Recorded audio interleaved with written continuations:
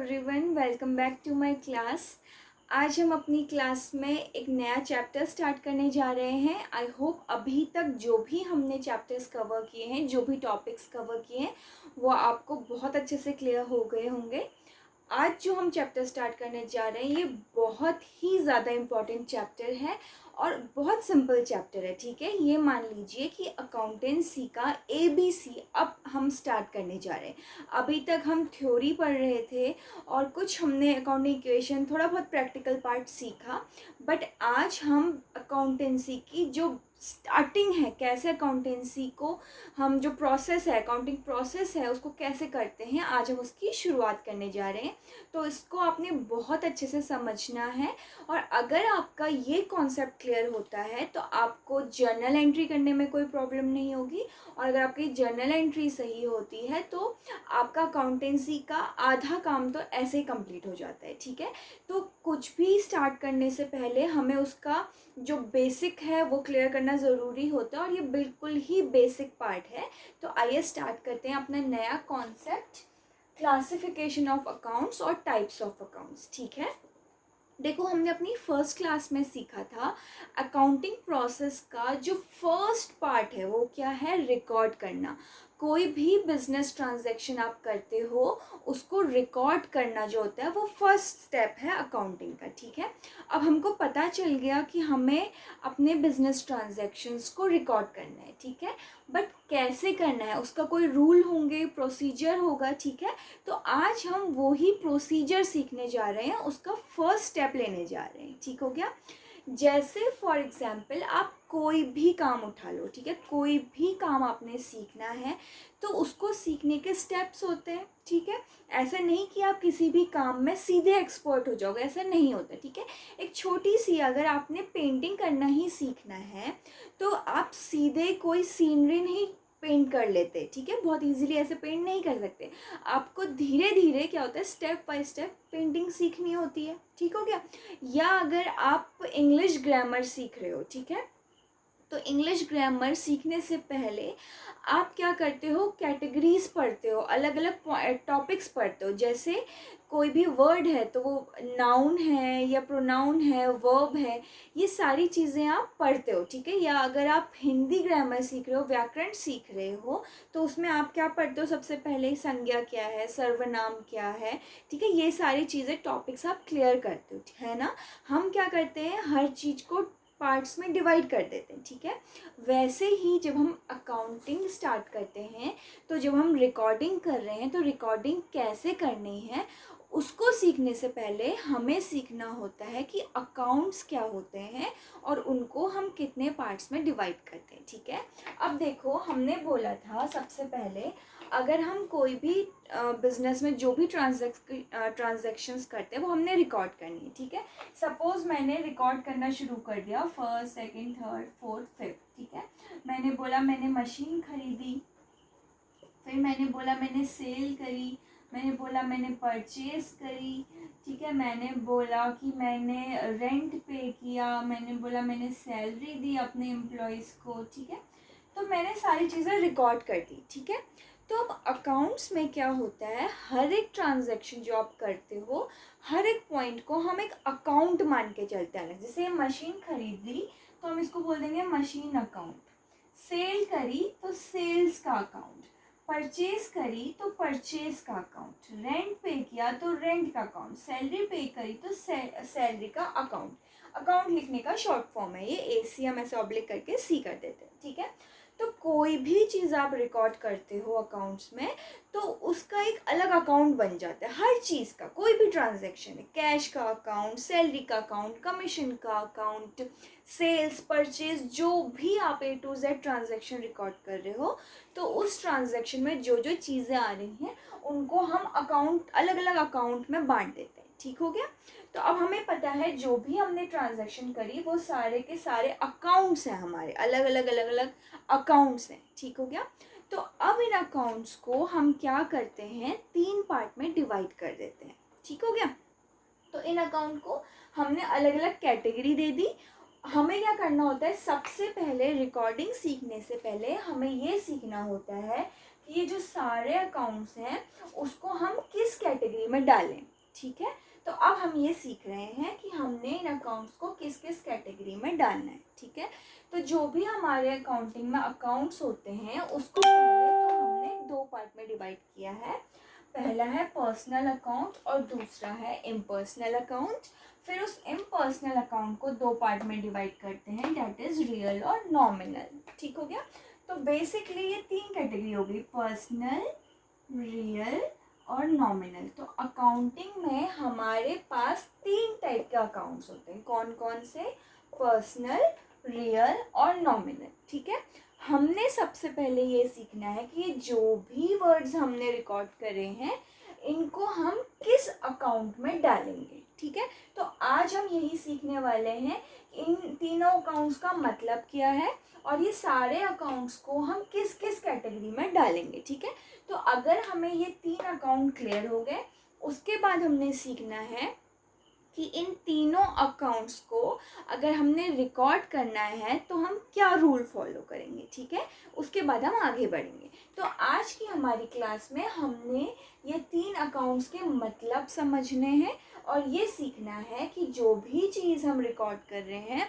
उनको इन तीन अकाउंट्स में कैसे डालें, मतलब ये सारे वर्ड्स किस किस अकाउंट में आएंगे। ठीक है, तो आइए स्टार्ट करते हैं। पहले आप ये चार्ट का स्क्रीनशॉट ले लो या इसे नोट कर लो। अब हम इसके मीनिंग पे आते हैं। ठीक है, ओके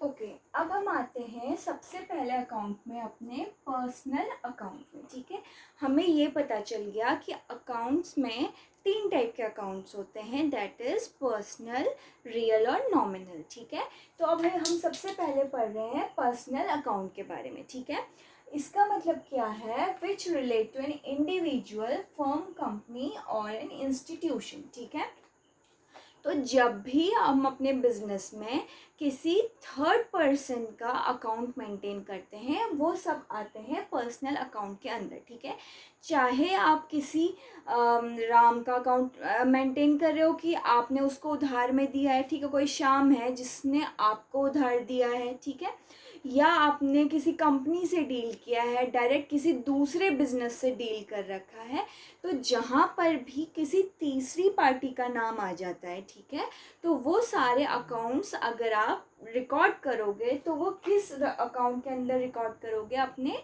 पर्सनल अकाउंट के अंदर। ठीक हो गया, जहाँ पर भी कोई थर्ड पार्टी इन्वॉल्व होती है, बिजनेस तो है ही, प्लस कोई बाहर का इंसान है जिससे बिजनेस डील कर रहा है, वो उसका क्रेडिटर है चाहे डेटर है।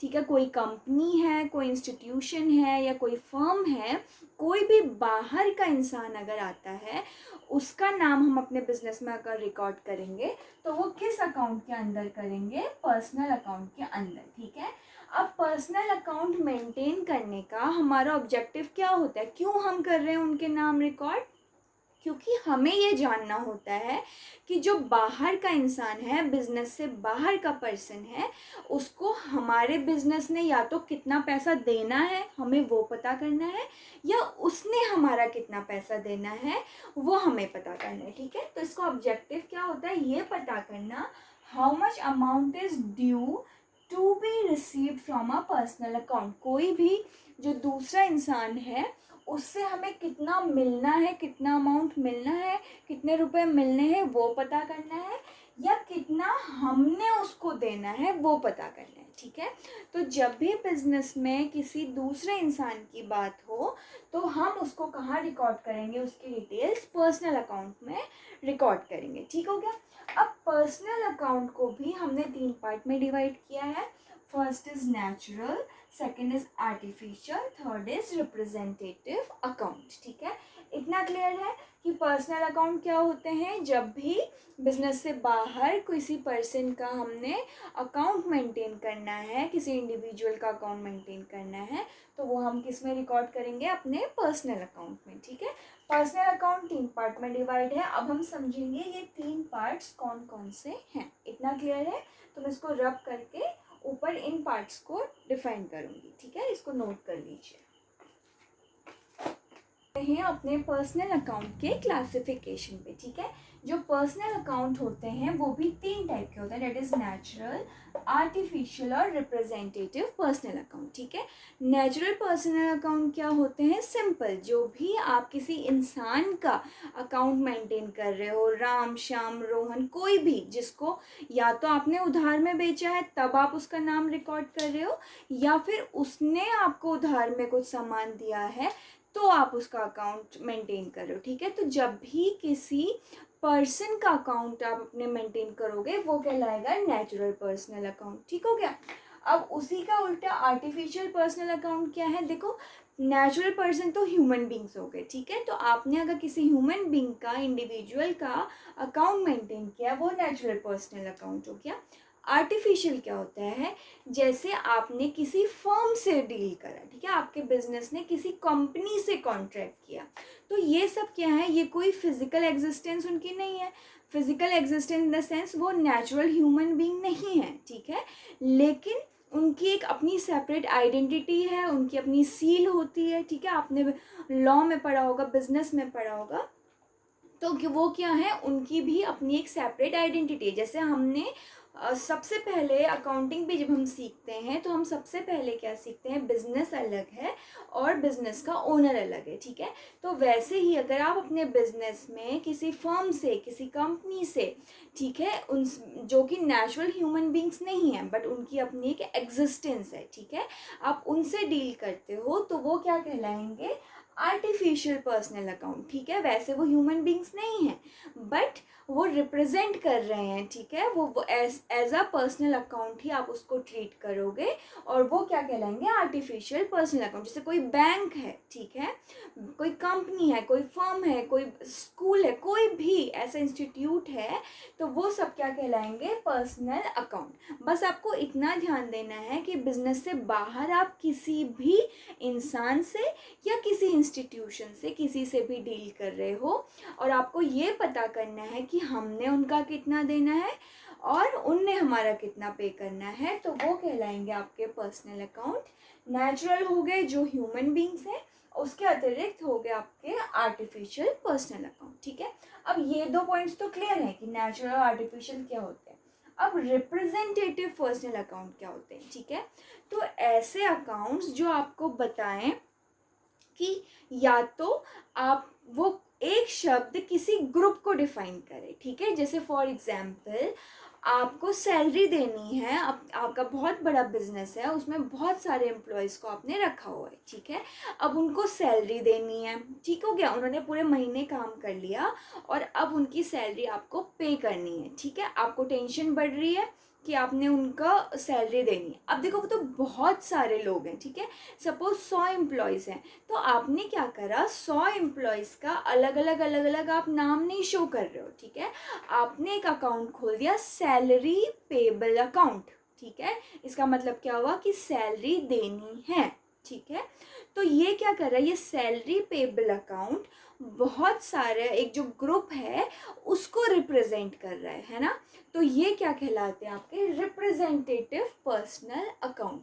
जब भी ऐसे कोई वर्ड्स जो आपके एक ग्रुप को डिफाइन करे या किसी पर्सन को भी डिफाइन करे, उसका नाम नहीं ले रहे हो आप, लेकिन ऐसा शब्द है जो बता रहा है कि उनके बारे में बात हो रही है, रिप्रेजेंट कर रहा है, डायरेक्ट आप नाम नहीं लिख रहे हो बट रिप्रेजेंट कर रहे हो उस शब्द से, तो वो कहलाते हैं रिप्रेजेंटेटिव पर्सनल अकाउंट। ठीक हो गया, तो अब हमको इनको पहचानने में तो कोई प्रॉब्लम नहीं होती। यहाँ पे तो डायरेक्ट नाम लिखा होगा या यहाँ पे डायरेक्ट इंस्टीट्यूशन का नाम लिखा होगा। ठीक है, पहचानने में दिक्कत किसको होती है? रिप्रेजेंटेटिव पर्सनल अकाउंट को। बहुत बार बच्चों को कन्फ्यूजन हो जाता है कि ये कैसे पहचाने। ठीक है, तो इसको पहचानने का तरीका क्या है? सबसे पहले देखना है कि कोई भी शब्द आपका लिखा हुआ है, ठीक है, उसके आगे जैसे कोई भी वर्ड, सपोज एक सैलरी वर्ड है, ठीक है, इसके या तो मैं आगे कोई वर्ड जोड़ दे रही हूँ या इसके पीछे कोई वर्ड जोड़ दे रही हूँ। ठीक है, तो अगर मैं आगे या पीछे कोई ऐसा वर्ड जोड़ रही हूँ, आउटस्टैंडिंग मतलब खड़ा है, खर्चा खड़ा है, देना है, या एडवांस में पे हो गया, सैलरी पेड इन एडवांस, इसके बाद मैंने जोड़ दिया, ठीक है। हमने यहाँ पे लिख दिया सैलरी पेड इन एडवांस, मतलब मैंने कुछ लोग अपने एम्प्लॉयज़ को सैलरी पहले ही दे दी, तो सैलरी के बाद जोड़ दिया। या ये नहीं जोड़ा, हमने लिख दिया आउटस्टैंडिंग सैलरी, ठीक है। तो कोई भी हमारा खर्चा है उसके आगे पीछे हमने अगर कोई वर्ड हम जोड़ रहे हैं, इसका मतलब हो गया कि वो हमारा क्या कहलाएगा, रिप्रेजेंटेटिव पर्सनल अकाउंट। इसको पहचानने का तरीका है, ठीक है। आगे ये और भी क्लियर हो जाएगा जब हम क्वेश्चन करेंगे, हम समझेंगे कि इनका ये जो हमने आगे पीछे शब्द जोड़े हैं इनका क्या मतलब होता है, उसको भी क्लियर करेंगे। बट अभी अगर हमको समझना है कि इसको पहचाने कैसे कि रिप्रेजेंटेटिव पर्सनल अकाउंट क्या होते हैं, तो अगर किसी वर्ड के आगे या पीछे आप वर्ड्स ऐड कर दे रहे हो तो वो क्या कहलाता है, रिप्रेजेंटेटिव पर्सनल अकाउंट, ठीक है। इसको डिटेल में भी पढ़ेंगे, बट अभी हमको क्लियर करना है कि पर्सनल अकाउंट होता क्या। इतना क्लियर है तो हम अपने रियल अकाउंट की तरफ चलते हैं, ठीक है। फिर आगे एग्जाम्पल करेंगे तब ये पॉइंट भी बहुत अच्छे से क्लियर हो जाएगा, ठीक है। अभी इसको नोट कर लीजिए, हम आगे बढ़ते हैं रियल अकाउंट की तरफ।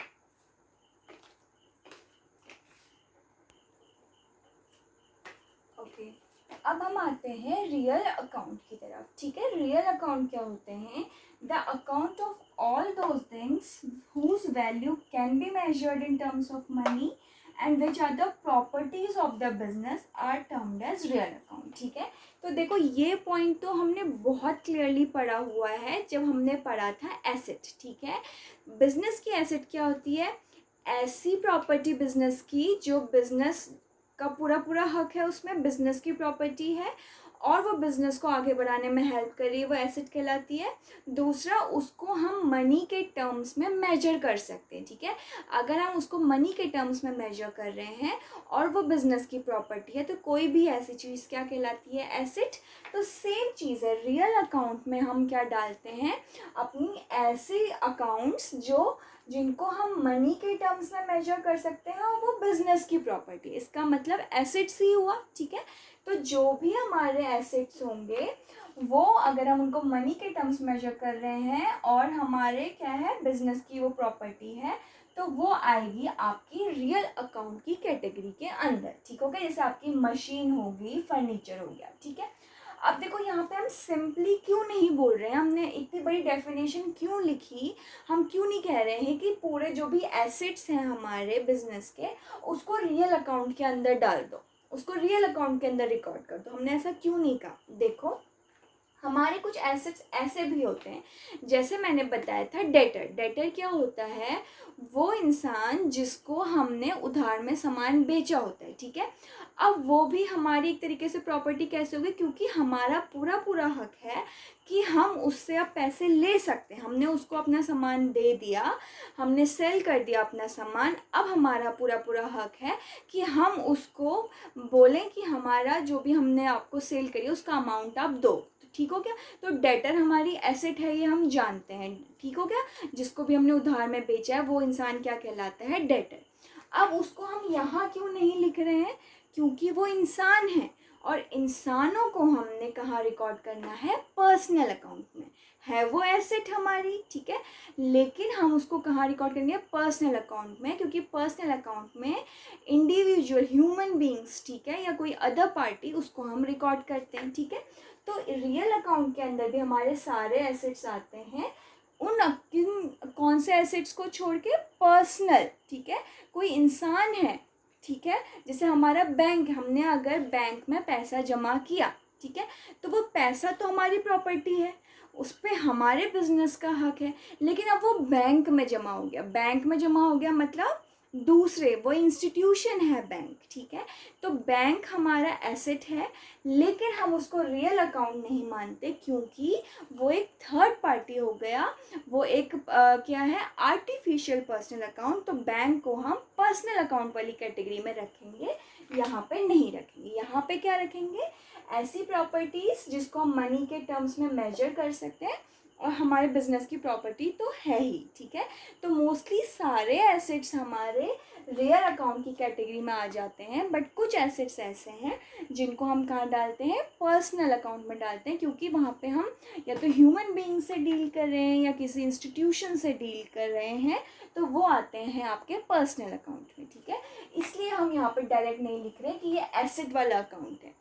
क्यों? क्योंकि पूरे के पूरे एसेट्स यहाँ पे नहीं कवर हो रहे हैं, कुछ पर्सनल अकाउंट में जा रहे हैं, ठीक है। बाकी जो भी हैं, जो हमारी प्रॉपर्टीज़ हैं, और वो हम रियल अकाउंट में डालेंगे। जैसे मशीन हो गया, फर्नीचर हो गया, कैश हो गया, ठीक है, कोई भी स्टॉक हो गया, ये सारे जो हमारे एसेट्स हैं वो किस में आएंगे, रियल अकाउंट में, ठीक है।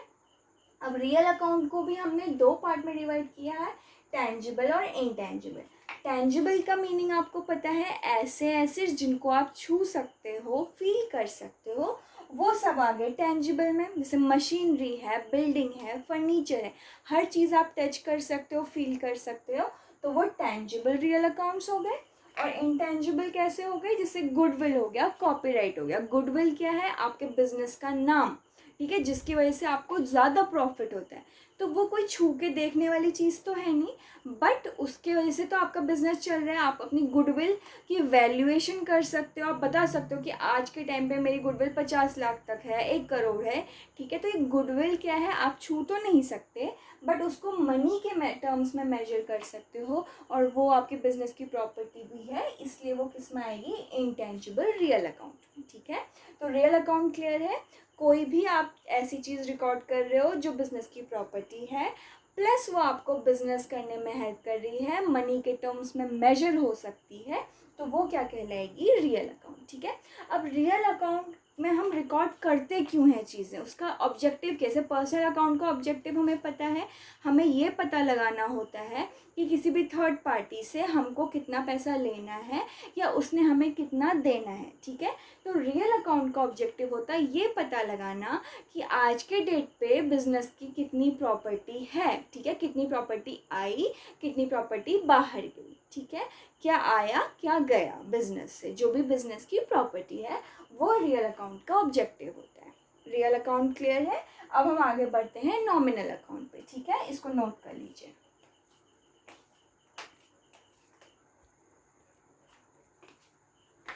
ओके, अब हम आते हैं नॉमिनल अकाउंट की तरफ, ठीक है। ये क्या होते हैं nominal account, these account include accounts of all expenses and incomes, ठीक है।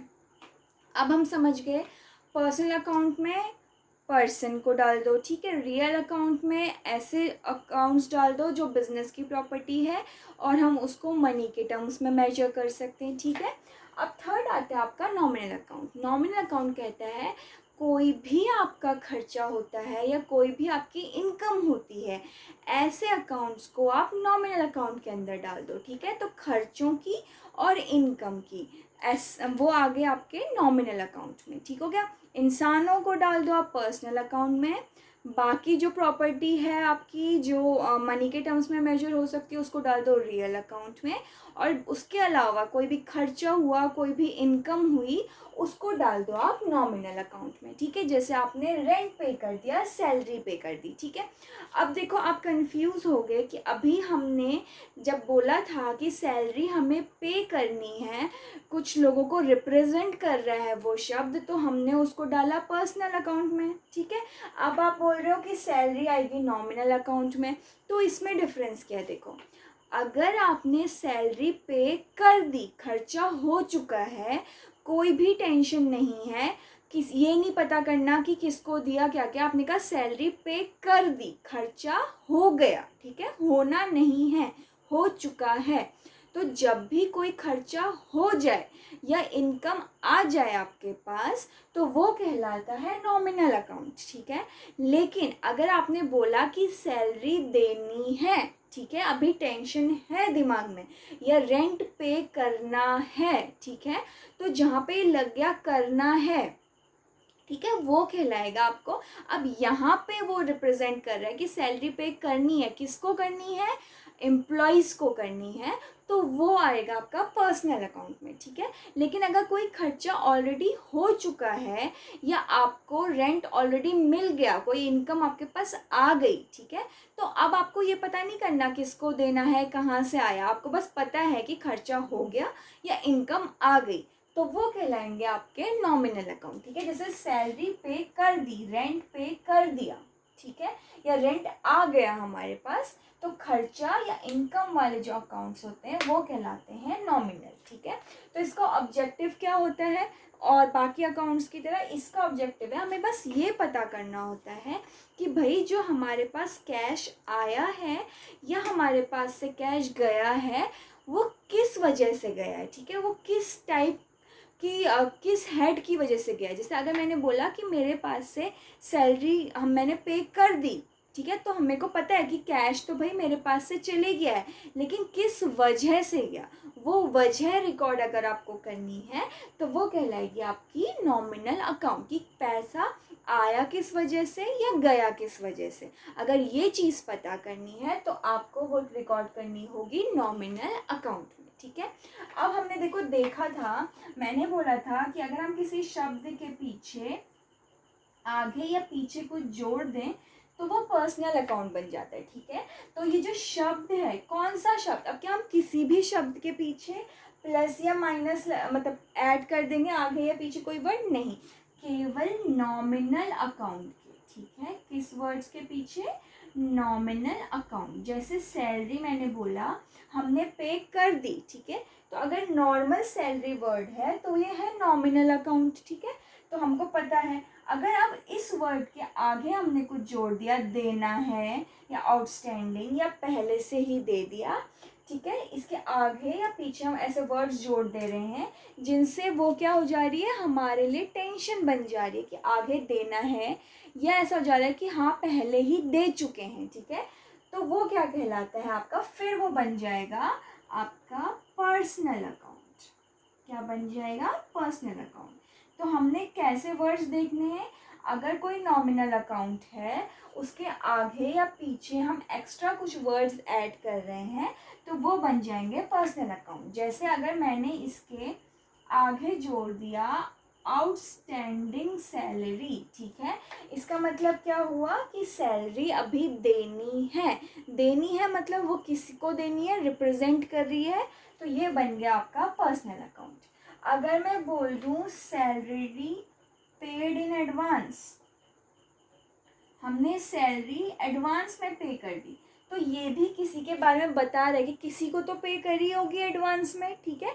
तो अब यहाँ पे फिर वो पर्सन को रिप्रेजेंट कर रहा है, तो ये बन गया पर्सनल अकाउंट।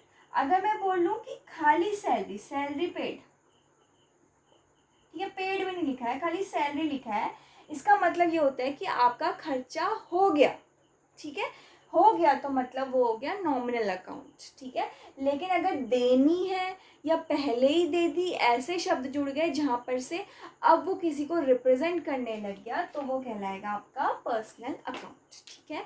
तो तीनों अकाउंट आपको क्लियर है। हम अगर अकाउंट्स में कोई भी अकाउंट रिकॉर्ड करते हैं उन अकाउंट्स को हम 3 कैटेगरी में बांट देते हैं, दैट इज़ रियल, पर्सनल और नॉमिनल, ठीक है। तो हमें पता होना चाहिए कि हमें कोई भी अकाउंट है उसको कहाँ डालना है, ठीक है, कहाँ डालना है पता करने के लिए हमें इनकी डेफिनेशन क्लियर होनी चाहिए कि पर्सनल अकाउंट होते क्या हैं, नॉमिनल होते क्या हैं, रियल क्या होते हैं, ठीक है। जब हम उनको उन कैटेगरी में डाल देंगे फिर हम सीखेंगे कि भाई अच्छा ठीक है मैंने इसको पर्सनल में डाल दिया, अब मुझे पता करना है कि पर्सनल अकाउंट्स को कैसे रिकॉर्ड किया जाता है, या मैंने इस वर्ड को नॉमिनल अकाउंट में डाल दिया तो अब मुझे पता करना है कि नॉमिनल अकाउंट को कैसे रिकॉर्ड किया जाता है, ठीक है। तो हमने पहले इनको क्लियर करना है कि ये 3 अकाउंट्स हैं क्या, ठीक है। तो एक छोटा सा क्वेश्चन करते हैं, या आज इसको यहीं पर बाउंड अप करते हैं ताकि हम जो क्वेश्चन है उसको नेक्स्ट क्लास में करेंगे। हम ये देखेंगे कि हम बहुत सारे वर्ड्स हैं कि ये कौन से अकाउंट में जाएंगे, ठीक है। तो अगर हमको ये पॉइंट क्लियर है, ये टॉपिक क्लियर है कि कौन सा वर्ड किस अकाउंट का है, तो हमारे लिए आगे का वर्क बहुत ईजी हो जाएगा, ठीक है। तो अभी आप इनकी डेफिनेशन जो भी बुक आप पढ़ रहे हैं उससे इनकी डेफिनेशन पे जाइए, उसको समझिए, और ये पॉइंट्स जो हमने देखे हैं उनको एक बार रिवाइज कर लीजिए, ठीक है। अगली क्लास में हम देखेंगे कि हम कैसे इन अकाउंट्स को डिवाइड करते हैं और उसके आगे हम कैसे चीज़ें रिकॉर्ड करते हैं, ठीक है। तो अभी फ़िलहाल के लिए इतना ही। Thank you, have a nice day.